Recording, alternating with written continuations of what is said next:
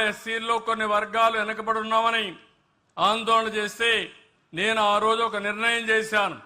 ఎస్సీస్లో కూడా వర్గీకరణ చేయాలి, ఏబిసిడి కేటగరైజేషన్ చేయాలని 30 ఏళ్లకు మునిపే నిర్ణయించాను. నా జీవితం అంతా నేను ఆలోచించింది, పేదవాడు ఎక్కడుంటే అక్కడుంటాం. దీనికి స్ఫూర్తి ఎన్టీఆర్. సమాజమే దేవాలయం, పేదవాళ్లే దేవుళ్ళని చెప్పిన ఏకైక వ్యక్తి నందమూరి తారక రామారావు గారు. ఆ స్ఫూర్తితోనే నేను పనిచేస్తున్నా. నేను ఇంకొక అడుగు ముందుకేశాను, అదే P4 జీరో పావర్టీ. అలాంటి కార్యక్రమానికి సోషల్ జస్టిస్ కూడా, ఈ విషయం మీరు గుర్తుపెట్టుకోవాలి.